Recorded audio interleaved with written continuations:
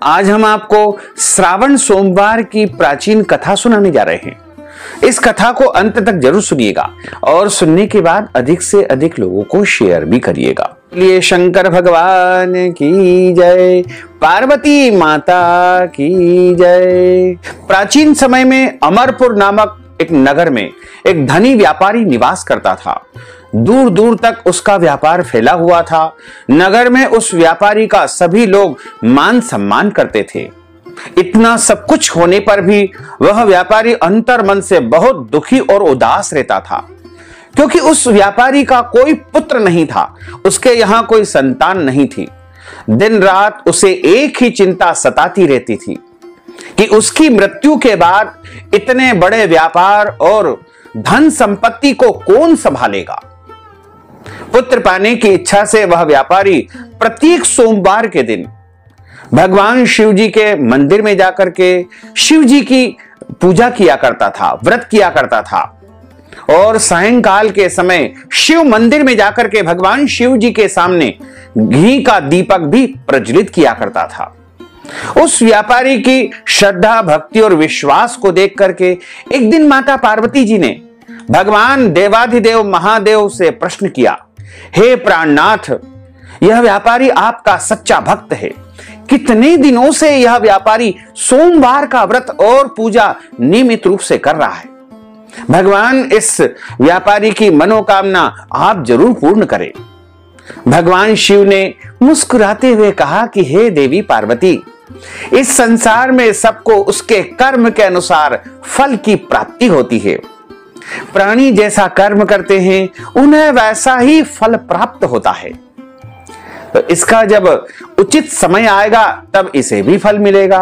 इसके बावजूद पार्वती जी नहीं मानी। उन्होंने भगवान से आग्रह करते हुए कहा कि नहीं प्राणनाथ, आपको इस व्यापारी की इच्छा पूर्ण करनी ही पड़ेगी। यह आपका अनन्य भक्त है, प्रति सोमवार आपका विधिवत व्रत रखता है और पूजा अर्चना के बाद आपको भोग लगा करके एक समय भोजन ग्रहण करता है। आपको इसे पुत्र प्राप्ति का वरदान देना ही होगा।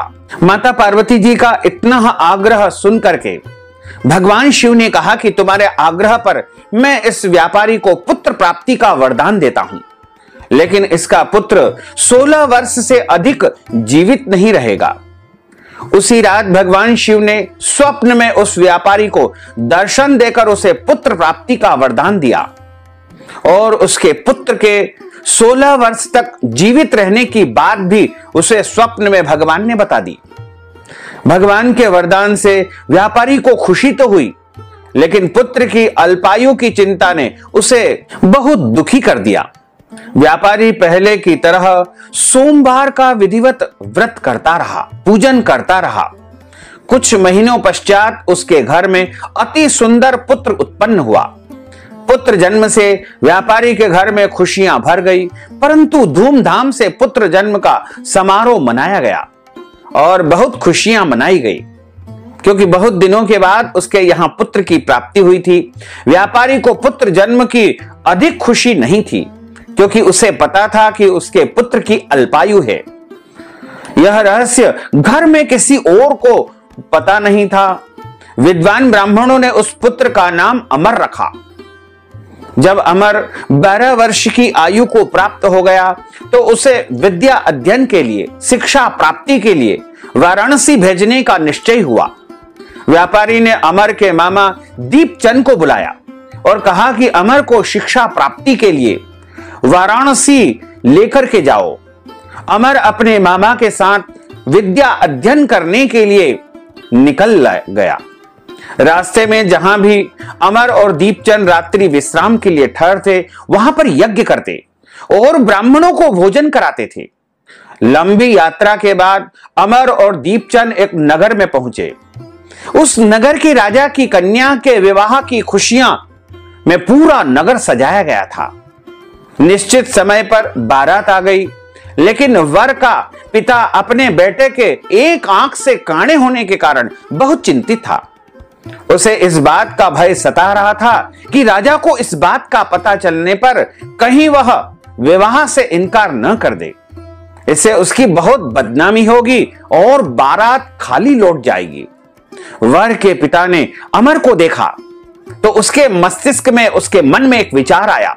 उसने सोचा कि क्यों न इस लड़के को दूल्हा बना करके राजकुमारी से इसका विवाह करवा दूं और विवाह के बाद इसको धन दे करके विदा कर दूंगा और राजकुमारी को अपने नगर में ले जाऊंगा, अपने घर की वधू बना लूंगा।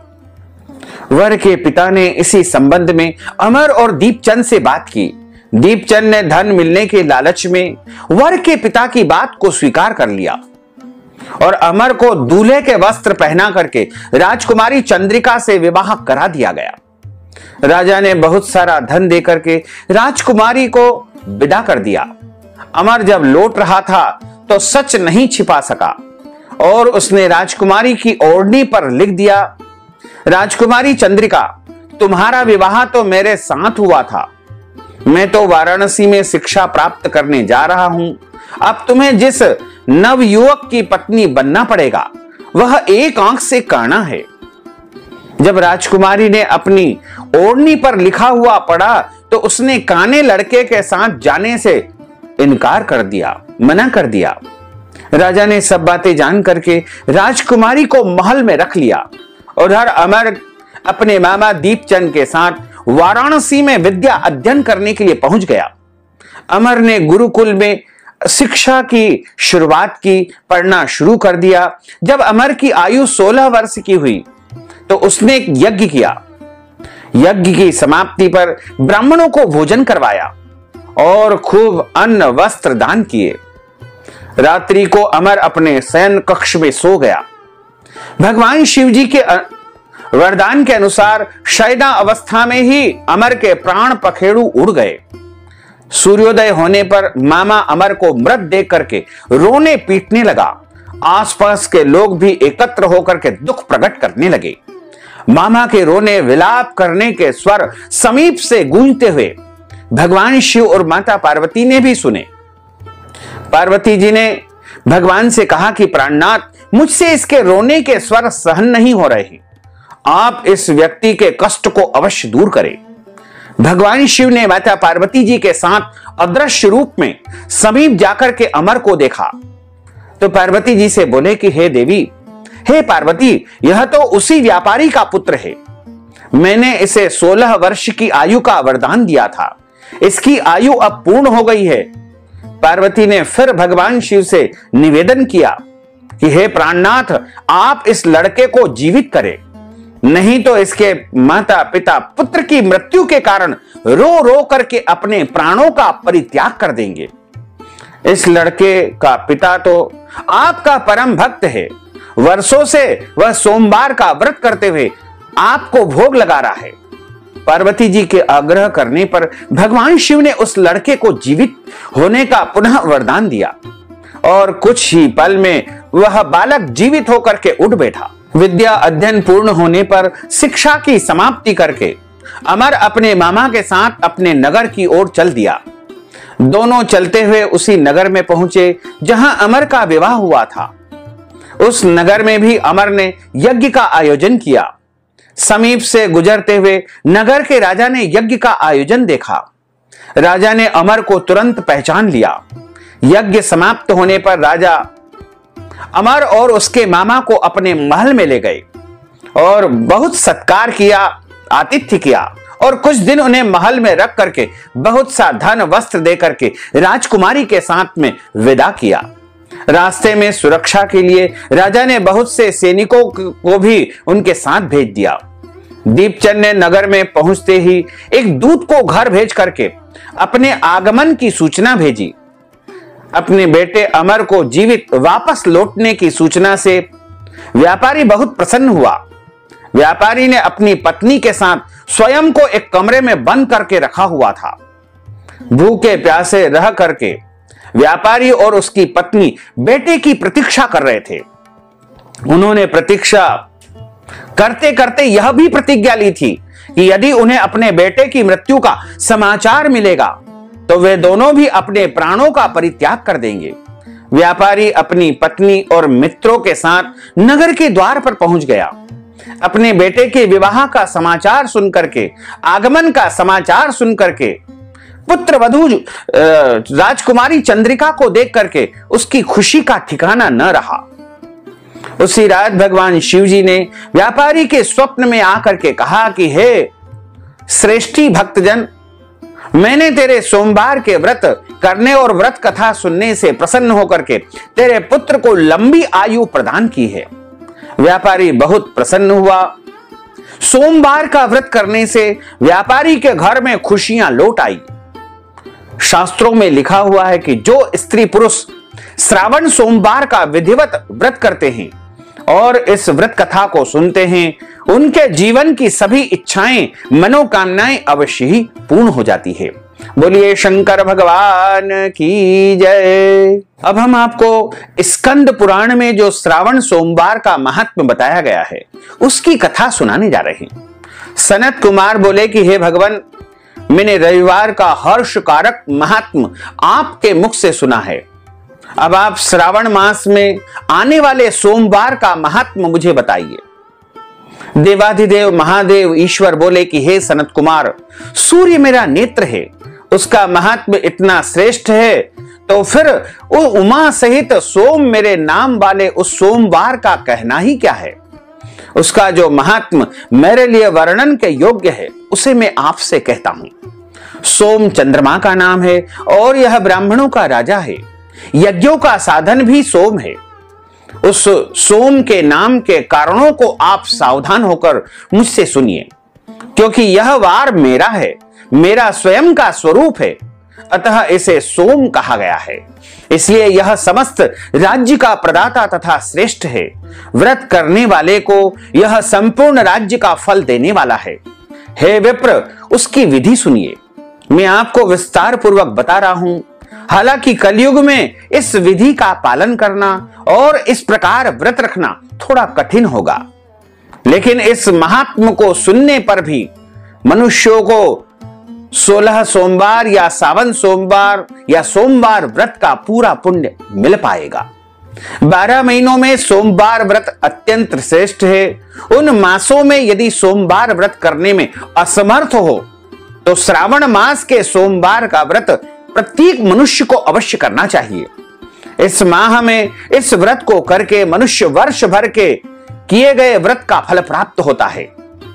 श्रावण में या कृष्ण पक्ष में या शुक्ल पक्ष में, दोनों ही पक्ष में सोमवार का व्रत जरूर करना चाहिए। जो प्रथम सोमवार आए उस दिन विधिवत संकल्प करे, मैं विधिवत इस व्रत को करूंगा या करूंगी। शिव जी, हे देवाधिदेव महादेव, आप मुझ पर प्रसन्न हो।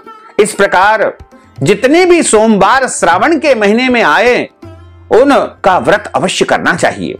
प्रातः काल में संकल्प करे और सुबह और शाम दोनों समय भगवान की पूजा करे। शिवलिंग का पूजन अर्चन करे। 16 उपचारों से 16 प्रकारों से भगवान की पूजा करे। एकाग्र चित्त हो करके और दिव्य कथा का श्रवण करे।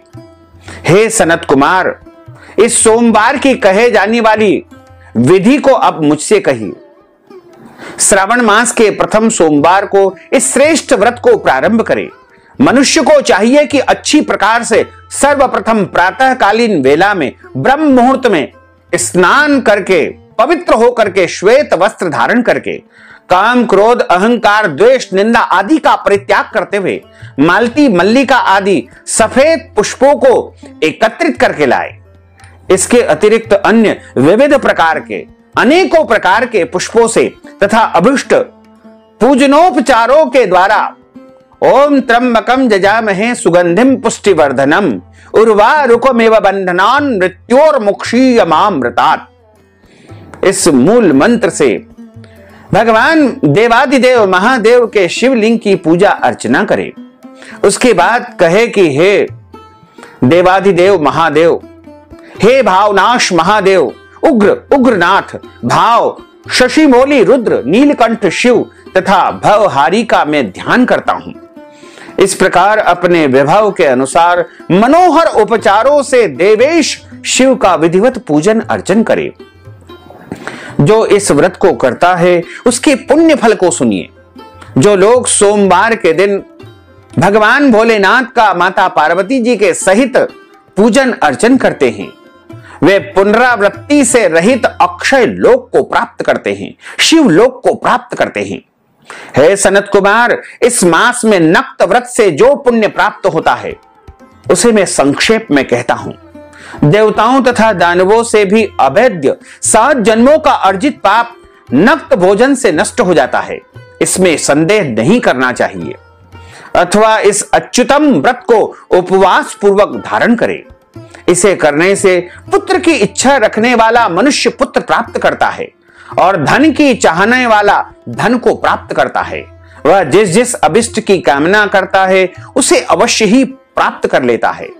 इस लोक में दीर्घकालिक वांछित सुखोपभोग को भोग करके अंत में श्रेष्ठ विमान पर आरूढ़ होकर के वह रुद्र लोक में प्रतिष्ठा को प्राप्त करता है। चित्त चंचल है, धन चंचल है और जीवन भी चंचल है, ऐसा समझ करके प्रयत्न पूर्वक श्रावण सोमवार का व्रत करना चाहिए और इसका उद्यापन भी करना चाहिए। चांदी के वृषभ पर विराजमान स्वर्ण निर्मित शिव तथा माता पार्वती जी की प्रतिमा अपने सामर्थ्य के अनुसार बनानी चाहिए। इसमें धन की कंजूसी बिल्कुल भी नहीं करना चाहिए।